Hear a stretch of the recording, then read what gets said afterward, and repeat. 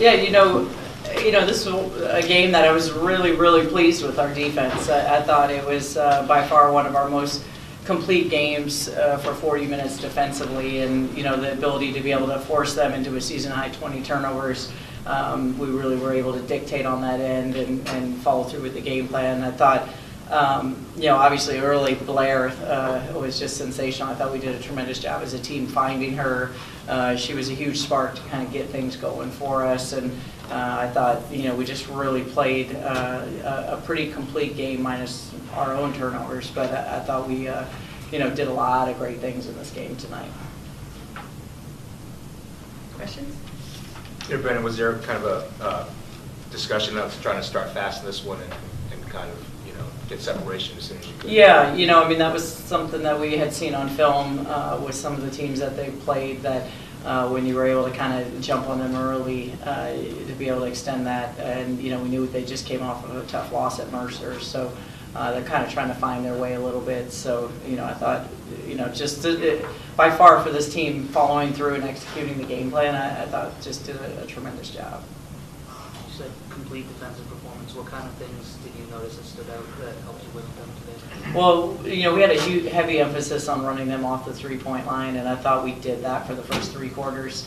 40% of their offense is from the three-point line. So when you look at, at halftime, what that they were 1 for 7 at halftime. So just that emphasis was big. I thought we, made them take some tough twos and some tough shots. Coach, rebounds were huge in this game. You rebounded by 17. What was the game plan going in? Were you trying to attack the post or play inside out? Yeah, well, we really wanted to be aggressive off the bounce. We felt like, again, that was another area we could expose them in their man and their zone was off the bounce. So I thought we really followed through that. We always want to be dominant on the glass, and we did that tonight. Coach, what did you think about the job your team did in terms of switching? For them, their coach mentioned just how tough it was for them with their guards, sometimes having the size that you guys have on the wing, they just couldn't get space. Yeah, I thought we used that to our advantage tonight, and I just saw a lot of great plays. Like even when we switched and they tried to roll Sarah into the post and she got a steal, and the communication that was taking place defensively tonight was they were really locked in, and as a result of, I thought their defense really opened up a lot of things offensively for us. Question for Blair, 14 points in the first half. What were you able to take advantage of? What did they give you? I'd say just our posts and everybody screening for me and getting me wide open shots really helped get my offense going. I kind of got to give credit to them because without their screens, I'm not getting open, I'm not getting shots. Blair, you talked about before the season how big confidence is for you after kind of the rough patch you went through last week. How big is these last 2 games going to kind of get you back on track? Definitely great big confidence boosters. Coming off, hitting shots, and knowing that my team got my back and giving me extra confidence just boosts it even more every game. For Steph and Bree, just when Blair goes on an 8-0 run on her own early in the game, what does that do for you guys as a team, just confidence-wise moving forward? You got that option, I guess. I would say that just knowing that, or just giving her confidence to keep shooting the ball, just keep telling her to shoot the ball. I know when she's on, that motivates us and that gets us ready for the game and hype. So just seeing her being able to hit those shots is not only great for her, but also great for our team. Bree, it was your first game back off injury. How do you feel out there? You made your first bucket look like you didn't really lose a step. What were the feelings out there? It was very good. I was very anxious to get back on the court and play again. I think my teammates did a really good job keeping me in the game. Like Steph, she had a wide open fast break layup, but she passed to me to lay the ball up, so I felt really welcome.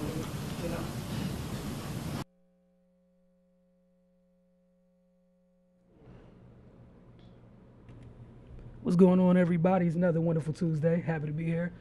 Joined by Miss Octavia Wyatt. Hello. What's going on, man? I know you down in the doldrums and stuff. Sad. I'm at the opposite end of the spectrum, riding a 2-game win streak. You know, my boyfriend. He was like, "Oh, hey, we look, went I'm we doing went this for 2 him. weeks in a Look, row, y'all don't understand. It's been a long year, okay? and 3 out of the Look. last 4 because y'all had a bye Ha, too." shout out to the Giants. Hey, 3 out of the last 4. You know, sometimes it's about how you finish, and I'm okay with that. So I'm sorry that you're going through what you're going through. I'll still be okay. Yeah. All right, though, man. It could I'll be worse. I'll get to it. It definitely could be worse.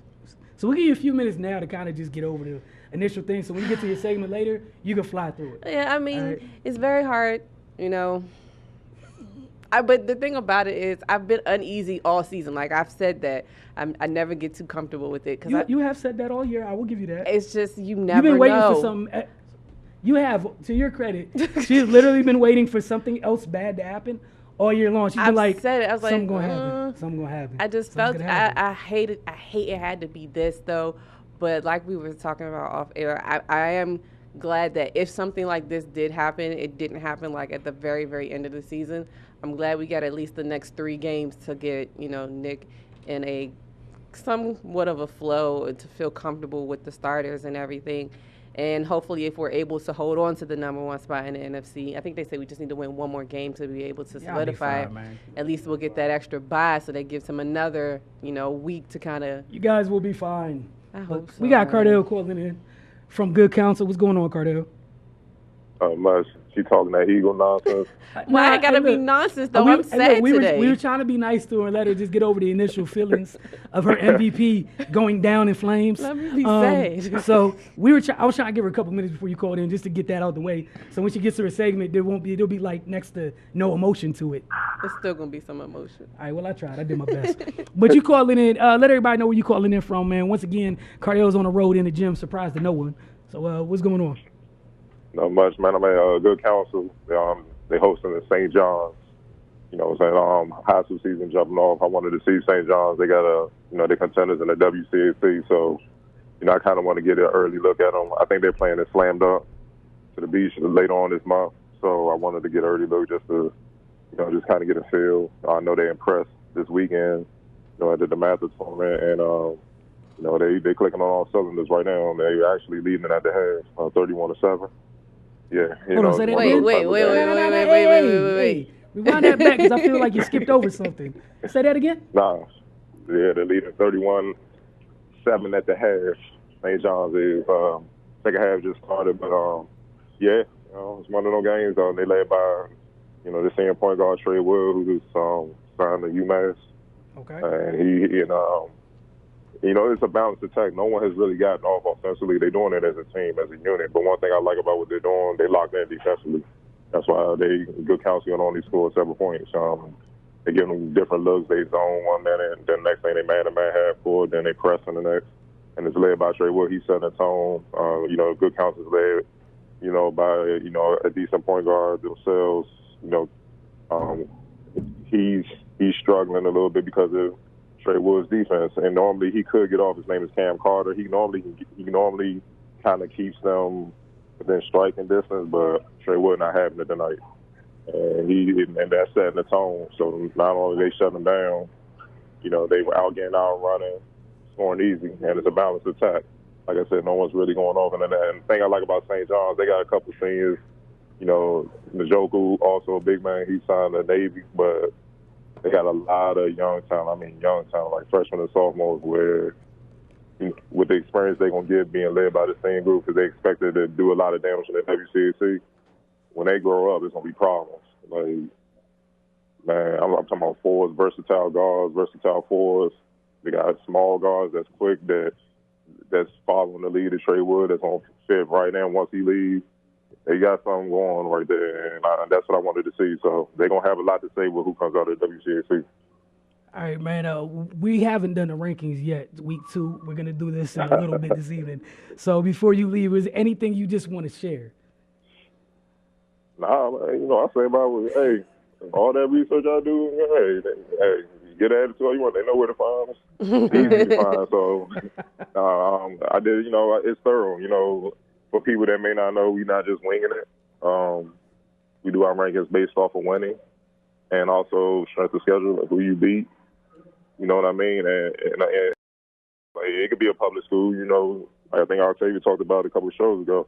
She like to see more public schools. If a public school goes 30-0 in Southern Maryland, yeah, you know, win the championship, win the states, yeah, hell yeah, they're gonna be up there, you know, in the rankings, if not number one. So, you know, that's the whole point of doing the rankings, taking the politics out of it, and it's about what you do on the court. It's on your team performance. So, you want to get in the rankings, don't get an attitude, win games. It's as simple as that. All right, man. So we're gonna stand on what we stand on here. We're gonna share the rankings in a little bit. You enjoy the rest of that game. See you tomorrow for the Wizards. All right, man. See ya. All right, so that was Cardell calling in from Good Counsel-St. John's. Things aren't going well for one of those teams. 31-7. Not good at all. Good thing is there's a second half. Hopefully someone will get their act together by then. We're going to take a quick break. When we get back, we're going to get into week 2 of these high school rankings. You're watching The Focus. Welcome back. You are watching The Focus. Wilson Turpay Jr. here with Octavia Wyatt. It's that time of the show. So what we started last week, high school rankings, we're going to start with the girls. Yeah, we're going to start with the girls. This is week 2. 10. Coming in at 10 is Largo. Their season debut was delayed due to inclement weather. You know, that little bit of snow we had, and I'm from up north, so yeah, it was a little bit of snow. I laughed at all It was stuff, a little bit of snow. Y'all can call me petty. You can hit me at Willie T Speaks. It's whatever. 9, St. Francis. A rough start to the season for them. They're off to a 3-2 record.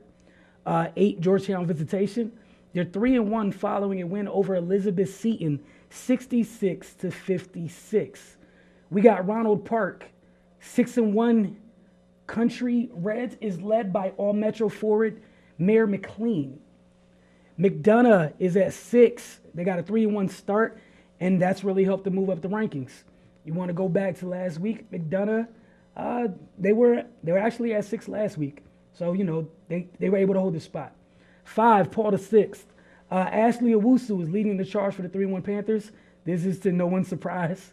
Anybody that knew anything about this team coming this year, she's going to have to play a big role. It's good to see that she's off to a great start early. Riverdale Baptist at 4.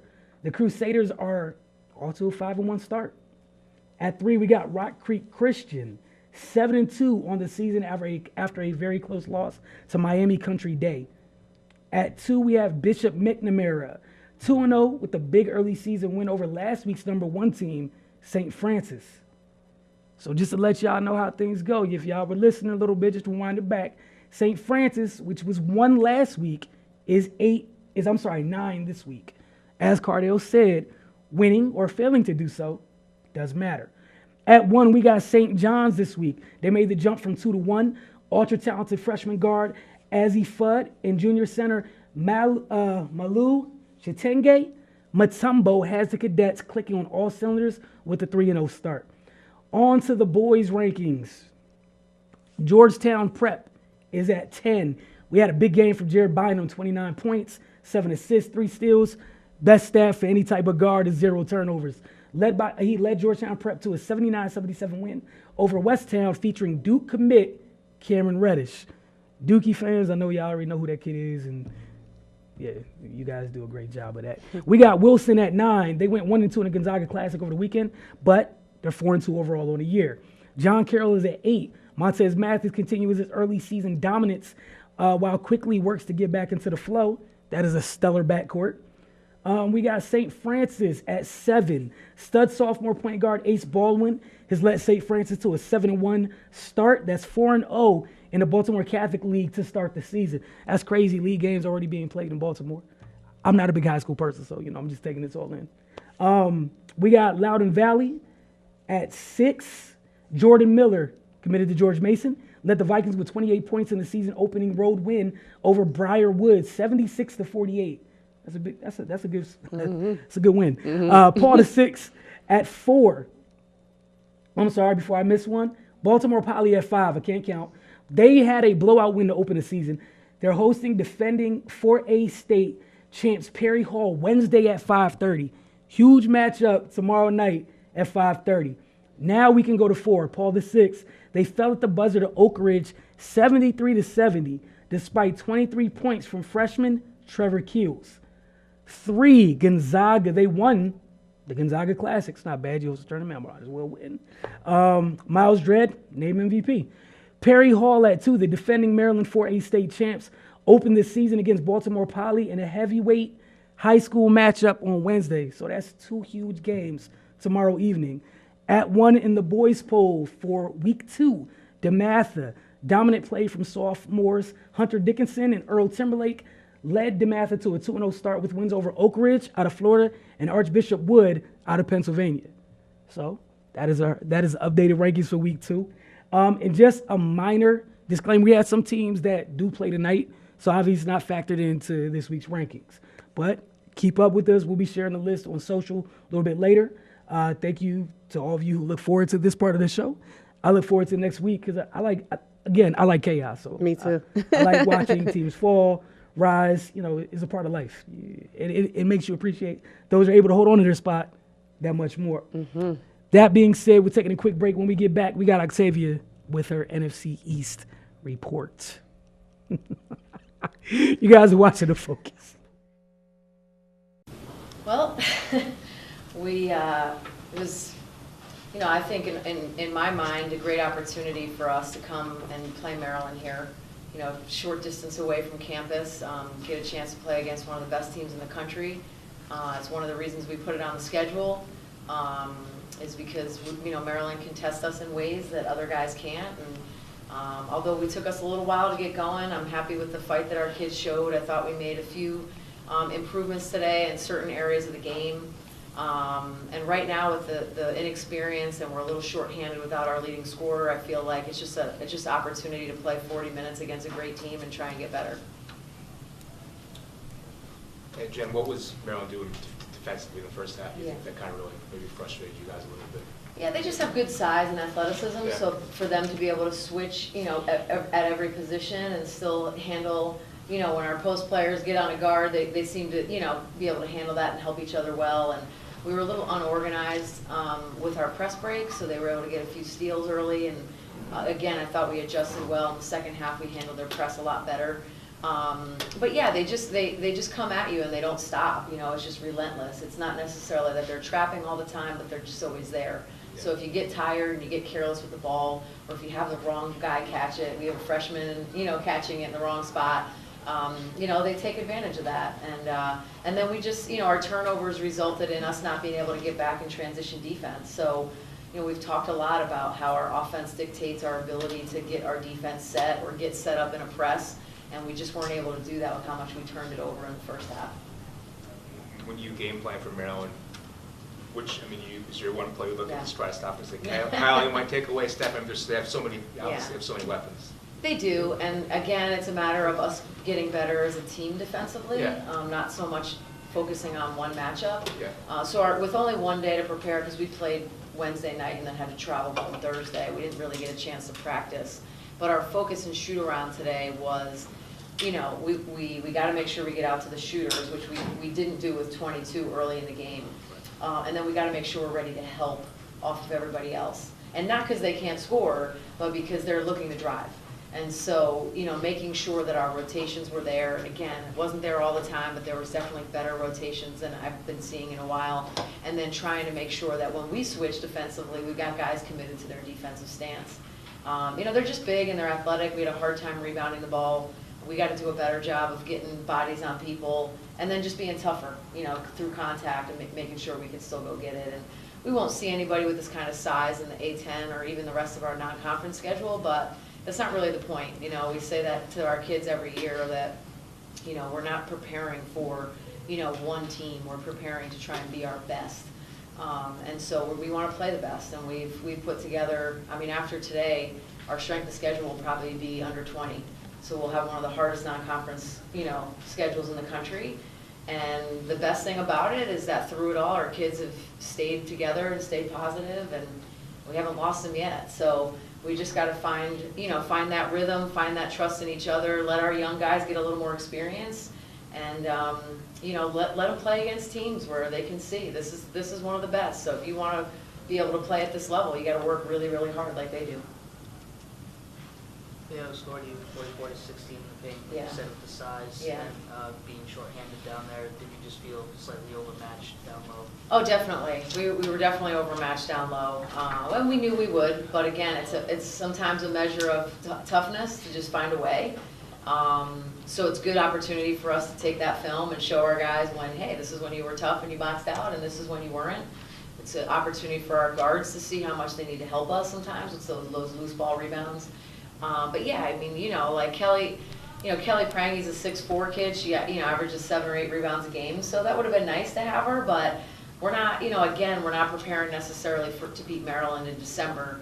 We want to beat, teams in February and March. So if this opportunity to play against a great team prepares us to be tougher and to box out harder and to find a way to play small when we're shorthanded at the post spot, then it'll be worth coming over here and getting beat like we did. That's how we look at it.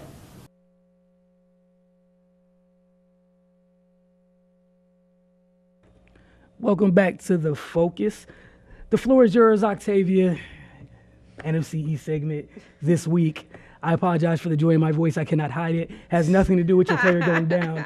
It is joy for a totally separate reason. That being said, I'm cutting my own mic off, and the floor is yours. Thank you. So, gonna go ahead and get this started for you guys. So, fourth, right now we have the Giants. Giants played the Cowboys this week. Giants lost 30-10. The Giants' next game is going to be next week against the Eagles. Eli Manning was 31 of 46 for 228 yards, 1 touchdown, and 2 interceptions. Gallman had 12 carries for 59 yards, and Evan Ingram with 4 receptions and 54 yards. Of course, everybody knows Eli returned to the starting lineup this week. The ovation for him coming in the game was just ridiculous. You could see that there was talks about former players or former teammates of Eli coming to the game wearing his jersey. So Plexico Burris was down there. I believe Victor Cruz was there as well. So it was kind of, everybody supporting Eli, I understand. But nothing really changed for them. They let go of McAdoo and I believe the GM as well. But it was still basically the same results. Only thing I always say, like I said last week, I feel like they were still trying. At halftime, even into the third quarter, it was still 10-10. So, the opening drives for both teams, the Cowboys went 17 plays for a field goal, and then the Giants followed that up with 16 plays for 3. 17. Their opening drive was 17 plays long for a field goal, and then the Giants had a 16-play drive for a field goal. So I found that kind of interesting. Steve Spagnuolo, stepping in as the interim coach, he did say that they were going to be aggressive and they were going to, do all these things, but it didn't really play out. They weren't really that aggressive. There was one thing in particular that I caught on to that the Giants were actually trailing by a touchdown, and they had a 4th and 8 on the Dallas 46-yard line with under 5 minutes left. Spagnuolo elected to punt the ball. Okay. Punted the ball. Decision kind of backfired on him when Rod Smith caught a slant route for 81 yards and scored and kind of put the game out of touch. Rod Smith, the running back? The running back. Okay. Rod Smith, the running back, yeah. I'm going to get to his stats and his numbers as well once we get into the Cowboys portion of it. But it was just all around, just nobody could cover Dez, although, you could see that Janoris Jenkins not being there, not really having any type of fear player in the secondary did anything for them. So we've already known this is kind of a wrap. I'm kind of trying not to talk about them each week. Like, I might just leave them out next week. But, they play us, so I might have to put them in. I don't know. I mean, if you want, if it goes as expected, you're going to get out of the game if you want next week. I feel like we should. The defense, of course, struggled with stopping big plays, as all 4 of the Cowboys' touchdowns were on 10-yard plays or more. So they couldn't stop the big plays at all. They did well for a little while, like I said in the beginning of the game, but they just couldn't sustain it. You can tell they just don't have enough talent at this point with all of the injuries that they have and all of the scrutiny and all of the hoopla that's going on around them. So I just hope they get out the season. The one good point for them is that they kind of reasserted themselves on the draft board, with the Broncos winning and the 49ers winning too. So Third, we had the Redskins versus the Chargers. Redskins lost 30-13. Their next game is versus the Cardinals. Kirk Cousins was 15 of 27, 151 yards, 1 touchdown, 1 interception. Perine, 17 carries, 45 yards, and Doxson had 3 receptions for 34 yards. I'm going to be completely honest with you guys. I did not watch this game because obviously they were playing at the same time my Eagles were playing. But I flipped back and forth. I didn't at all. I'm going to be completely honest. And I can tell you didn't miss anything. I know. That's why I didn't flip Damo's back and over here forth. vigorously shaking his head if you guys can see Damo right. But I did watch the highlights, and it just, to me, it just looked like they just weren't clicking on any facets of the game at all, offense, defense, or special teams. The defense gave up too many big plays. The same thing. The secondary got burnt a lot on a lot of big plays. Tyree Williams, Keenan Allen, they were running all over the field on everybody.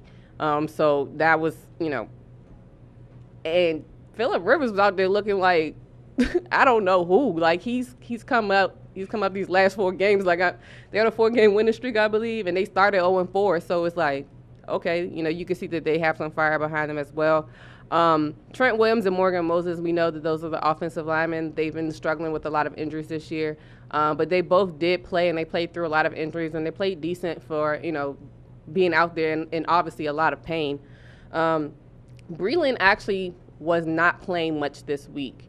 He actually, I believe he was splitting his snaps through, I can't remember, I think it was Dunbar.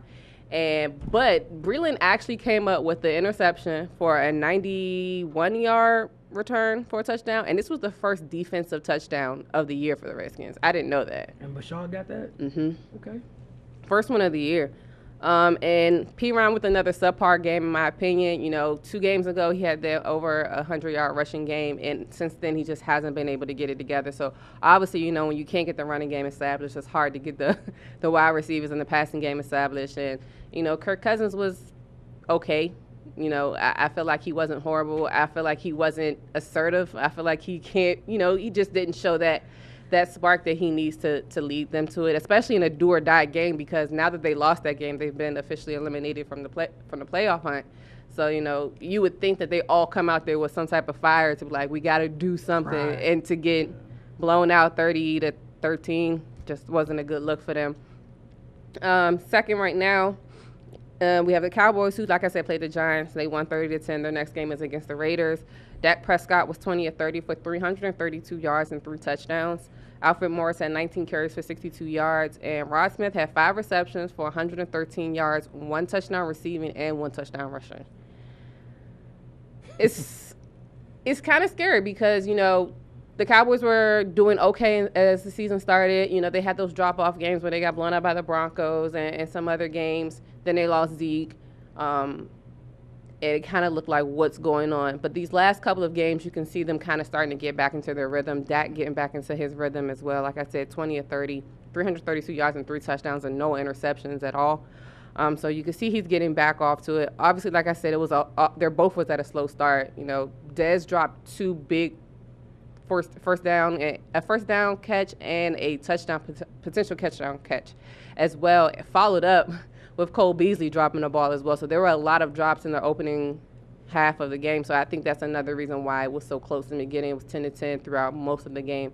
It wasn't until about 10 minutes in the fourth quarter where they broke away. And Dez was able to get those touchdowns. Sean Lee being back is a big thing for them. Sean Lee had 18 tackles, 10 of them were solo, and he had an interception. So, they need him. Of course, Lawrence has been an animal all year. It's looking up for them. They are still mathematically have a chance of being in the playoffs. I believe they have to win out to even have a shot as well. And they play the Raiders, they play us, and they play, I can't remember the last team they played. They play somebody else. So we'll see what happens with them. And also, Dan Bailey, 2 missed field goals and an extra point miss. He's never missed an extra point since he's been a kicker. He's had a very off game. The reports that I read, they said that he isn't still suffering from the injury that he had, because remember he was injured. They said it was just a bad game for him. I guess it was really windy as well. So hopefully, we'll see if he gets back on track for their next game. Like I said, they play the Raiders next week. and your NFC East champions. So I can just go ahead and stop doing 4-3-2-1 next week. Just go ahead and say it. Your NFC East champions, the Eagles played the Rams, which was, of course, the game of the week. It's a huge game. Eagles won 43-35. Their next game is going to be against the Giants. Carson Wentz was 23 of 41 for 291 yards, 4 touchdowns, and 1 interception. Nick Foles, of course, everybody knows, had to come in since Carson Wentz got injured. And he was 6 of 10 for 42 yards.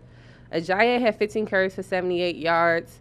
Torrey Smith had 6 receptions for 100 yards. And Trey Burton, 5 receptions, 71 yards, 2 touchdowns. Of course, everybody knows Carson Wentz is out for the season with a tear in his left ACL. The play itself was gruesome for me to look at. You know, the way he kind of got sandwiched up, you knew it was something wrong. But, of course, with him being, I feel like he's a strong quarterback. Like, he's a big guy, 6'5", 240, something like that. He can take a lot of hits.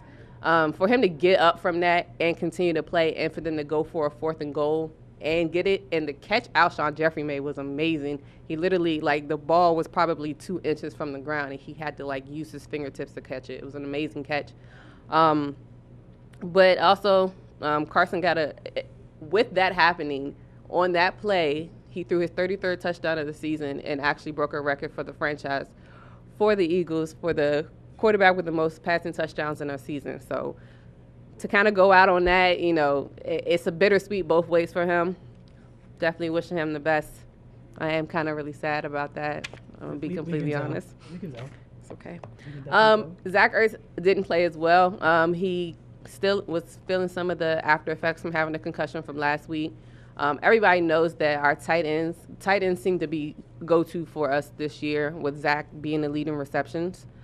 So Trey Burton and Brent Selleck both had to step up. That's why with Trey Burton getting 2 huge touchdowns, as well as Brent Selleck, who I believe they said hadn't got a touchdown since 2015, got a touchdown this week. So it was pretty good. I forgot he was still in the Eagles. Exactly. He's that old faithful. I believe he's 3rd in the depth chart. I still think he's behind Burton. I'll have to double check, but he's still there. You know, he figuring out how to do it. It seems like Ajayi is also becoming the premier back. He's starting to take more carries than LeGarrette, and they're using, of course, Chris Clement and Kenjon Barner in like a feature role every now and then, getting in there, get some speed. But you can see Ajayi is looking to be more of the dominant back. That's what it's starting to show. And obviously, Vaitai is still a liability on that left side. So that's definitely still something together. Like I say, each week it feels like it's showing more how much they're missing Jason Peters. And I just want our defense to be a little bit more hungry than they were lately. You know, I feel like earlier in the season they were flying everywhere. Lately it's been a lot more mistakes. It's been a lot more penalties. There's been a lot of mental, you know, mistakes and mishaps and everything. So we'll see. Like I said, I'm glad that at least we got the next 3 games. You know, I really just wanted them to solidify the East, so you know for a fact that you're going to the playoffs. It would be great for them to keep number 1 in the NFC East, to take that bye and take everything through Philly. But Nick Foles, I have faith, but I got to see next week first. I have faith that he can, because of the team. I won't even say because of him. I feel like the weapons and everything that's around him, and I feel like kind of the same thing with the Steelers. You know how the Steelers kind of rally behind the whole Shazier thing, and they're playing for him. I feel like they'll do the same thing for Carson, and I feel like they're a tight-knit enough group where they'll be able to pull it together. But I am very worried on the same side. That is fair. Congrats on the NFC East crown. Thank you. You know, so I got that out the way. I need to get like a hat or something. I say You don't, because you don't need to wear it in here. Oh, that's the only place I want to wear it. So we're going to move on from here before I say something petty. We're going to move on to college basketball. The Maryland Terrapins, since their loss at UConn about a month and some change ago, 8-game win streak, they're about to finish out the non-conference schedule. Right. So we're finally getting to the good part of college basketball for both the men's and the women's. End of this month, I believe the 28th, they take on Illinois to officially start Big Ten play. But within that win streak, they had a couple games over the weekend. Cardell and I both attended the GW Maryland matchup. Maryland took care of GW to no one's surprise. We both told everybody turnovers were going to be key there. Both teams had 20 turnovers. Maryland was the unforced kind that didn't hurt at all. GW's was the, oh my gosh, they're running away. We can't stop them. Please stop the bleeding. Oh no, it's not stopping. Game over. Variety. So Maryland last night, they routed Loyola 114-45. Yikes. In the process, down by 114-45. I'm like 45, 55, 65, 75, 85, 95, 105. Not with the fingers though. Look how many points that is. Okay, y'all, she's using her fingers. Kind of so, what is that, 7 fingers? 6 fingers. That's at least 60 points. So, in the process of that 60-point win, they did set both a program and Big Ten record by dishing out 37 assists. Yikes. So shout out to Maryland for that. 37 assists, and freshman point guard Shanice Lewis recorded the first 10-assist game of her career. So credit to her. Blair Watson, who's been one of my keys to Maryland season, just her development. She plays both ends, and she's really started to take off. Maryland teams in the past have been fortunate enough to have some big-time snipers on outside. Yes, Tori Kimber Walker for 4 years, mixed with that beast inside of Brianna Jones. This is a totally different team. And they don't shoot, outside of her, they don't shoot nearly as many threes, but she's the one until Elena Krishiaki becomes eligible on December 20th. She's the one that routinely, she starts every game up with threes. She has no issue. Like, it feels like 70% of her shots every night are threes. She hit 6 threes against Loyola. So, I mean, just it's good to see her after last year, freshman year, just play so much more confident to start this year. And they're going to need her in conference play. She has the potential to play a huge role, not only this season, but going forward for Maryland. Also, we can't talk about college basketball here ever without mentioning JUCO in some shape, form, or fashion. So Largo, Maryland, PGCC defeated CCBC Catonsville in double overtime. Sophomore guards Augustus Stone poured in a game-high 33 points, 9 of 17 from the floor. More importantly, got to the line, 15 of 18 from the free throw line. 5 points, 9 of 19 from the floor, 8 rebounds and 4 assists to help lead Prince George's Community College to a comeback win over visiting CCBC Catonsville. Again, this game went into double overtime. Prince George's won 106-103. Sophomore forward/center James Higgins was just a man in the paint against Catonsville. Posted a monster double-double with 23 points and 50 rebounds and a game-high 5 blocks. That's one heck of a line. Don't care what level it is, that's one heck of a line. And Catonsville was led by guard Andrew Stigger, who shot the lights out on his way to a team out of 26 points, 9 of 17 from the floor. But again, back to people knocking down threes, 8 of 16 from 3. Jeez, that's not good at math, but he took one shot that wasn't a 3. I was like 8 of 16 from 3-point. No, that's so like that 50%. The 1 2-point shot might have messed up the percentage just a little bit. Dang, he should have took it. Right? Why'd you step inside the line? And he had 5 rebounds, while All-Maryland JUCO candidate DeAnthony McCormick added 21 points and 7 rebounds in a losing effort. All right, man. Wizards. Washington Wizards segment begins now. Just got an update. The game is tied 51-51 at the Barclays Center in Brooklyn. This is the end of Washington's five-game, 10-day road trip. They head back home tomorrow. So this is kind of weird. You're on the road tonight. So your back-to-back is, the front end of the back-to-back is on the road. Second half of the back-to-back is at home. Get a day off on Thursday. And then, it's tomorrow starts their 4-game homestand. So you got a chance. According to David Aldridge, they expect John Wall to play tomorrow. Okay. So you get John back tomorrow. You still got to take care of business tonight. But they're 2-on-2 on a road trip prior to tonight's game. It's not bad. Could be worse. Keep in mind, John's been out for quite a while with the knee injury. In his absence, we've seen Brad take it to a whole nother level. Yeah. A whole nother level. We had a 51-point outing. And even against the weird ending to the Clippers, where he hit what most of us thought was the game winner, and then because the clock started early, they made the refs decided to replay the last 1.1 seconds. And of course, you're hardly ever going to get a better look than the first time you run a play. So they come up with it. They go to run another play, and that action results in Marcin Gortat taking a 3. So that's not what you wanted. Yeah, I'm pretty sure that's not what they drew up in the huddle. Those 2 plays in the game look totally different. But shout out to Lou Williams for doing what he does best. Put a ball in the basket, hit a clutch 3 over Brad Late to win that one at LA. The Wizards get a chance to get their revenge on Friday night. I believe the Clippers are in town on Friday. They got the Grizz tomorrow night. The Cavs on Sunday. That's a big matchup. And then you got the Pelicans next Tuesday. Got Boogie and AD, should both be healthy and no one in trouble. They're on the court with Drew Holiday, who's been acting a fool too. Yeah. Rondo and company, they've been acting. Drew had 37, I think, last night. Was the night before, so he's been acting up. But for the Wizards, man, it could be worse. Yeah, it could. What they're currently 14-12 right now. What is it ranking in the East right now? Currently, because they were 8th a couple games ago. Then I know they won 2 games on the road, so they're currently 6th. So they're 6th. It's not the worst thing in the world, but they probably need to go ahead and do what they need to do to take that game from the Cavs on Sunday. That's a big one. And mind you, if they can take care of this homestand coming on the other side of this 4-0, how many games are they out of like 3rd place? It's only a couple games back, right? They are. I'm sorry, I moved it. Because I know there's Boston, Cleveland. They are. You said out of 1st? No, out of like 3rd. Out of 3rd, yeah, about 3.5. Okay, so it's not a big jump. Yeah. Just to be back where you should have been to begin with. Yeah, they're 7.5 from the top, of course, and Toronto is 3rd currently, and they're 4 games back. So it's about 2.5, 3.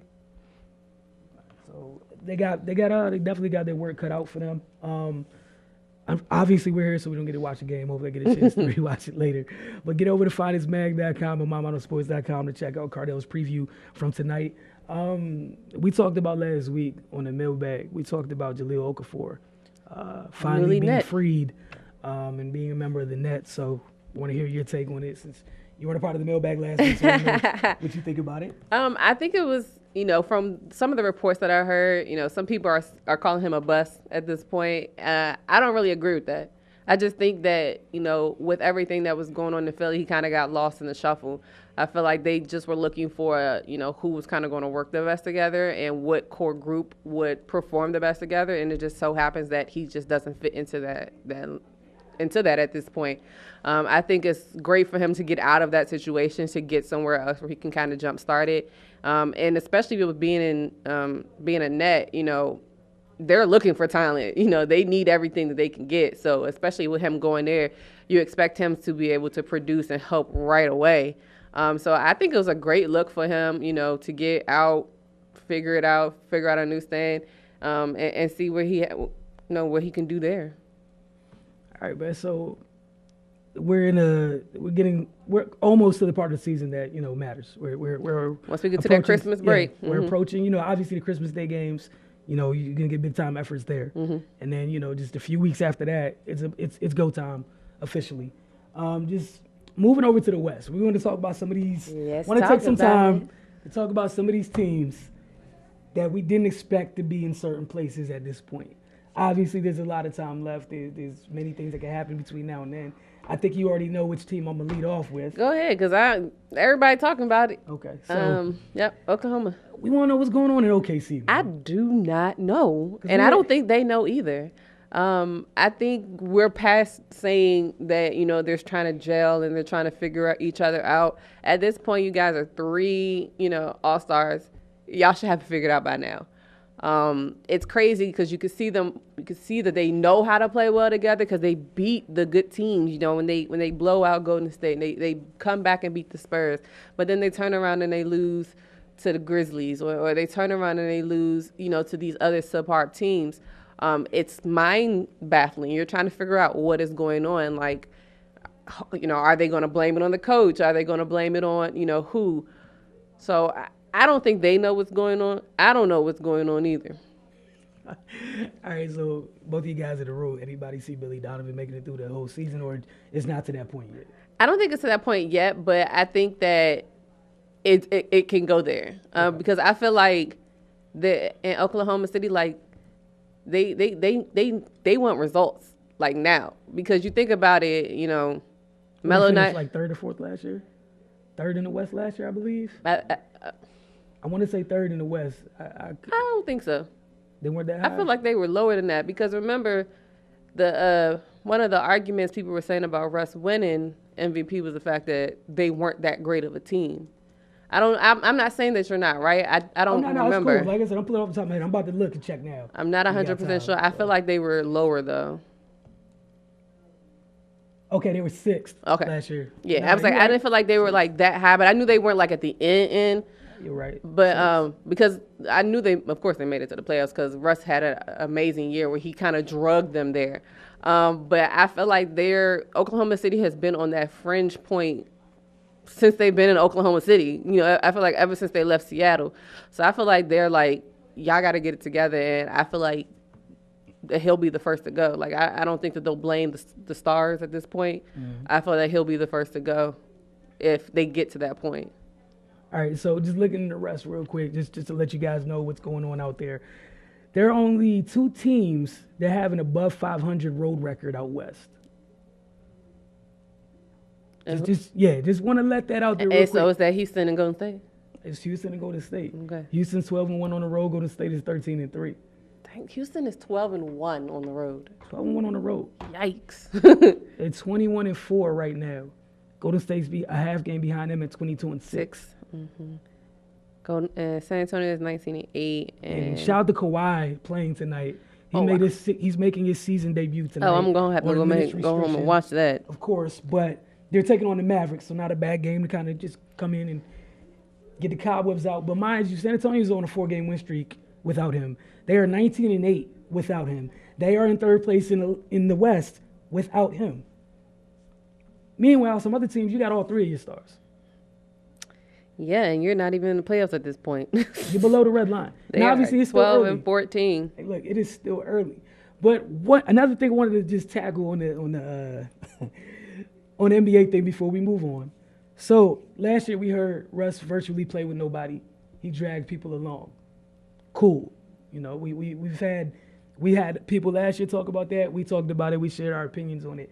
That being said, one of Russ's former teammates is know where you're going. A fool. He's going bananas. He is in Indiana, annihilating people. He's starting to look like the dude that got drafted top 5.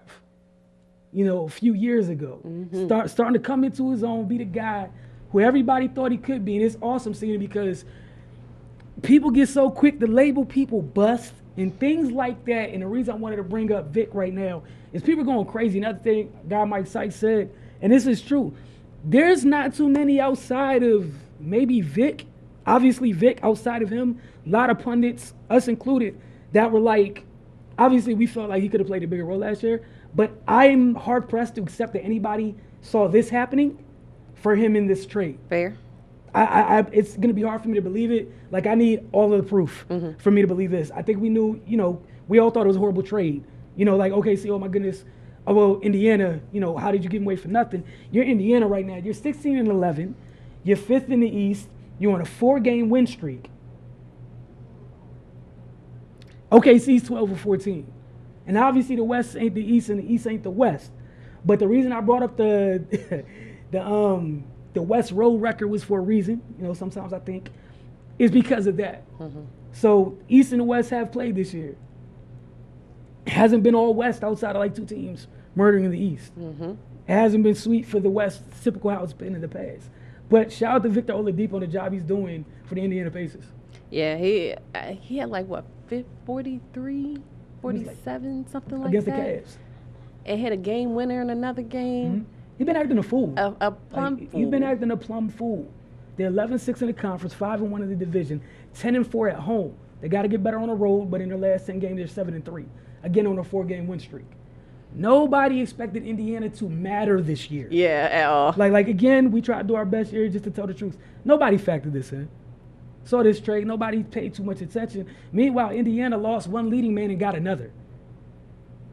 So again, it's not to go back to last year and revisit, but just want to present that, bring this to you guys' attention, that, one of the quote-unquote cast-offs, the group of cast-offs that was drugged to 6th place in the West last year, maybe It's holding his own out there, Nice. Beyond holding his own, he's been like low-key dominant for Indiana this year, and just like, gotta stop being so quick to write people off. Sometimes situation is everything. Yeah, especially in sports. That's what I was saying about Okafor. Like, I just feel like there are going to be clear busts. They're going to be the ones that are like, you know for a fact that, okay, you can go ahead and hang that up. But I feel like I definitely agree that sometimes it's a situation, like some situations just aren't meant for you, and it's not meant for you to do well in. So sometimes you do need to get to a different place and work better. Because like even, and this is going to be not the greatest example, but think about Kyrie. As well as Kyrie was doing it as a Cleveland Cavalier, he went over to the Celtics and took on more of a role, and he's still balling out. Yeah. You feel me? So I just feel like being somewhere, like sometimes it's not always the best place for you. Sometimes you do got to go other places and find a better fit for yourself. Yeah, and then sometimes, as Cardell says, you shouldn't just box somebody in. Mm-hmm. Yeah, sometimes it is warranted. Other times, you should take your time to go ahead and put the box all the way around somebody. But before we get off, got a quick DC United update. MLS had their 2017 MLS expansion draft today. The new Los Angeles team, Los Angeles FC, had opportunity to build their team. They made their 5 picks today. That being said, every team in MLS had to choose which players they considered untouchable to protect. Other players, you're out there, you're allowed to be, had you been drafted, you go to the expansion team. The players that made the protected list for DCU, Luciano Acosta, Paul Arriola, Steve Birnbaum, Frederick Brilliant, Russell Canoes, Nick DeLeon, Taylor Kemp, Darren Maddox, Patrick Mullins, Kofi Apare, and Zoltan Steiber. The 3 that are automatically protected because they are homegrown. Youngin Chris Durkin, we got Ian Harks, and Jalen Robinson. So those are the people who couldn't go anywhere no matter what. I can keep you guys updated on My Model Sports, let you know who has since then, because free agency started for the league-wide right after the expansion draft today. 2 other notes. You heard a couple names on that list that weren't on that team last week. So you guys, DC United was going to be active. Since then, they re-signed goalkeeper Steve Clark. But they acquired Jamaican national team forward Darren Maddox from the Portland Timbers. They also acquired New York City FC defender Frederick Brilliant for $75,000 of general allocation money. Again, they did not. DC United didn't give up a player. This was just them going out and acquiring folks for international roster spots and obviously a little bit of money. Something that happened last week in MLS, little money boost. So teams got about roughly $3 to $4 million to play with this year. So for teams like DC United, there's more to play with. They're going to add people.